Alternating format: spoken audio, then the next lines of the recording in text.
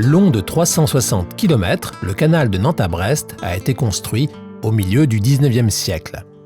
Pendant presque un demi-siècle, le commerce fluvial y a été florissant. Cette activité a été l'occasion d'une avancée sociale et économique considérable pour le Centre-Bretagne. L'évolution des transports avec l'arrivée du chemin de fer a sonné le déclin de l'activité fluviale.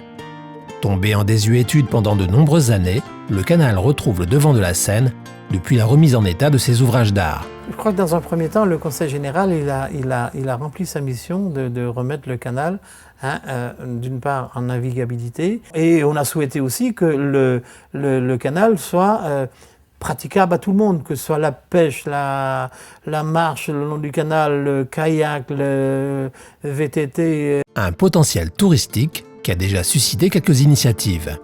Donc au Loisirs-Plaisance, c'est une location de bateau habitable, c'est de la croisière à la carte. Donc croisière, une balade de 2 heures sur le canal avec repas ou sans repas, ou juste la croisière. Ensuite, c'est des locations de bateaux, canoë-kayak, barques, bateaux électriques. Avec les bateaux habitables, on peut partir de Châteauneuf, aller jusqu'à Port-Carré. Aller-retour, ça fait 1 semaine. Ou descendre jusqu'à Port-Launay et remonter, ça fait aussi 1 semaine de navigation. Je pense que ça fait revivre le canal. Et tous les gens disent qu'ils sont très contents d'être ici parce que c'est un endroit magnifique. Et le canal n'était plus exploité depuis 5 ans, donc depuis qu'on est là, on sent l'engouement pour le canal et c'est super. Le tourisme est aussi souvent affaire d'imagination. À la sortie du bief de partage, il y a 2 escaliers d'écluse, un côté est, un côté ouest. Et il y a donc beaucoup d'écluses, très rapprochées. Et on a essayé de transformer un inconvénient en avantage. C'est-à-dire que ces écluses très rapprochées gênaient beaucoup la navigation, même pour les kayaks et les canoës. Et on a donc, imaginé des toboggans en alliage d'aluminium, inoxydable bien sûr, et qui permettent le franchissement de façon ludique des écluses. Par exemple, l'été dernier, il y a eu à peu près 1000 locations pour descendre les glissières de Glomel vers Kerangal. Les loisirs participent bien sûr à l'attrait touristique d'un site, mais bien souvent, la culture y est primordiale. En sauvant des eaux une embarcation emblématique de l'histoire du canal, l'association Sauver le Victor apporte sa contribution à la meilleure connaissance de notre patrimoine. Première émotion lorsqu'on a réussi à le faire flotter.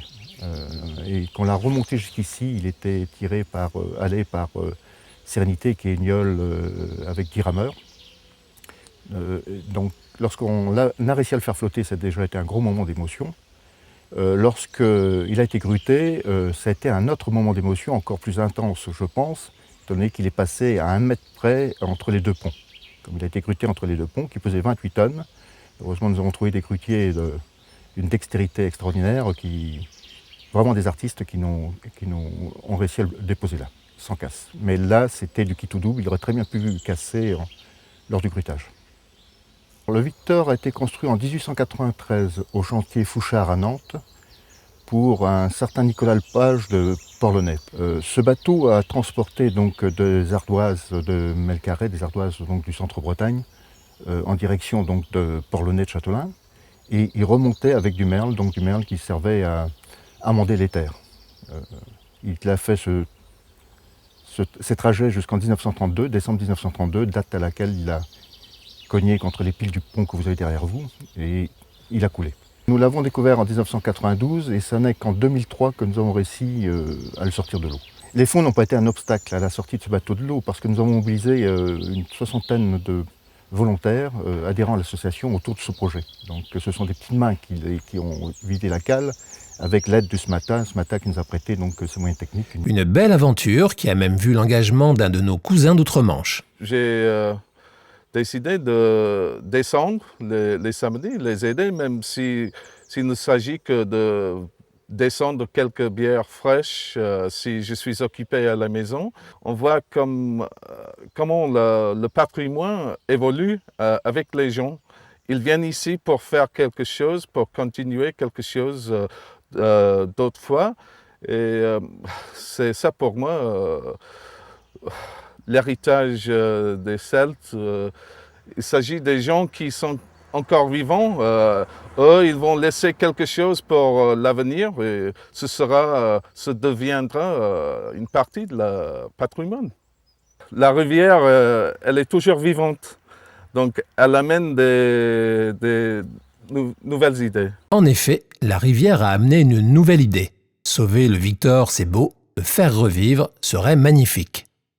Alors pourquoi ne pas imaginer une réplique du Victor qui, en naviguant de nouveau, serait le symbole de l'histoire commerciale du canal? Le cabinet d'architecture navale HT2 a réalisé une pré-étude pour la reconstruction du Victor. Originellement construit en acier riveté, sa reconstruction est envisagée en aluminium soudé, tout en restant fidèle à l'original. Pour ce faire, des relevés effectués sur la coque et l'étude du plan d'un bateau similaire communiqué par le musée de la batellerie de Bretagne ont permis de modéliser un projet de bateau à l'identique. Avec une expérience acquise lors de la construction de Rosilly, une barge en aluminium réalisée au chantier Lavergne. Une embarcation dont la particularité nous est rappelée par son concepteur. Il faut quand même bien prendre conscience que cette petite cale, dans ce petit bateau, a une capacité de charge de 100 tonnes. C'est-à-dire que même un petit bateau aujourd'hui a une capacité de charge 3 fois supérieure au plus gros des camions roulant sur la route. On sous-estime en France l'importance justement qualitative et quantitative du transport fluvial.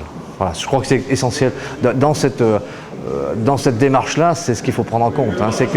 On est en train de faire la démonstration que même avec des petits bateaux et avec des moyens de propulsion originaux, on peut repenser certains modes de transport. L'originalité de cette barge, commandée par la société Iprema, tient à sa traction par halage hippomobile. Créée pour transporter des mâches-fer d'incinération entre l'usine d'incinération et le centre de recyclage de Lagny-sur-Marne, en région parisienne, tous les essais préalables de traction ont été réalisés sur le canal de Nantes à Brest. Les chevaux ont ainsi tiré Rosilly et son chargement de sable sur une grande partie du parcours finistérien du canal. Et on a pu voir à cette occasion l'intérêt qu'a suscité cette activité. Tracter une péniche avec un cheval, ça c'est des trucs qui marchent. La population vient voir ça, c'est très prisé tout ça, quoi.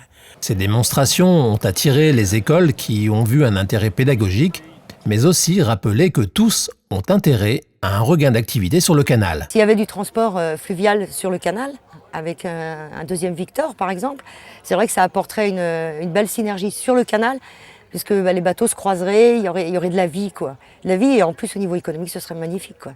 La pertinence de la création de ce nouveau Victor tient aussi aux opportunités réelles de transport qui s'offrent sur cette partie finistérienne de la voie d'eau. Oui, on avait pensé également au transport des ordures ménagères vers Carhaix. Un Victor, il économisait plusieurs camions sur la route, quoi. On peut très bien imaginer que dans les années à venir, on ait encore une activité forestière intense dans le centre-Bretagne, qu'on ait possibilité de transporter du bois et des matériaux de construction sur ce canal, c'est évident. Et tout notre bois qui est broyé est jeté sur les talus riverains. Et on s'est dit, oui, ce bois-là pourrait être broyé et puis transporté par un bateau quelconque, quoi, hein. Et Louis, là, un Victor 2 ou un Victor 3, je ne sais pas comment on pourrait appeler ça, oui, aurait sa place. Que ce soit du 13, du bois de coupe, les sacs jaunes du tri sélectif, tous ces matériaux ne nécessitent pas la rapidité de la route. Et comme souvent, l'exemple vient d'outre-Atlantique. On a une petite clientèle, je dirais, américaine, qui est très fidèle par contre, et qui vient tous les ans, et qui traverse l'Atlantique à 1000 km/h pour faire du 3 km/h sur le canal, quoi. Et ça, je pense que c'est quelque chose d'intéressant, quoi, parce que moi, je crois à la lenteur, je crois aux circulations lentes. Ça me frappe de voir des gens qui viennent de très loin et qui viennent faire de la lenteur chez nous, quoi, faire de la lenteur. C'est aussi l'éloge du Centre-Bretagne que pourrait réussir ce nouveau Victor en ressuscitant une activité économique disparue, en créant une synergie avec tous les acteurs du canal, en devenant un symbole vivant du patrimoine breton, tout en s'inscrivant dans une démarche de développement durable. On parle beaucoup actuellement de l'agenda 21, de la protection de la nature, la protection du développement durable. Transporter par voie fluviale des matériaux type parpaing, tout ce qui est lourd, matériaux de bâtiment, le bois, les ardoises, contribuerait à diminuer la pollution due aux camions. Alors pourquoi ne pas imaginer ensemble de mettre dans notre agenda la construction du Victor 21 ? Remettre un chaland nantais en activité, cela pourrait être le symbole le plus criant de la renaissance du canal. Et en inscrivant cette action dans l'agenda 21, le Victor 21 pourra rendre le canal encore plus durable. Si nouveau Victor y a, j'espère qu'il viendra saluer son ancêtre. Comme un présage, Rosalie était déjà venue saluer le Victor. Le Victor en question, je pense que c'est une excellente idée de le construire, quoi. Et je pense que ça fera rêver pas mal de monde, pas mal de gens.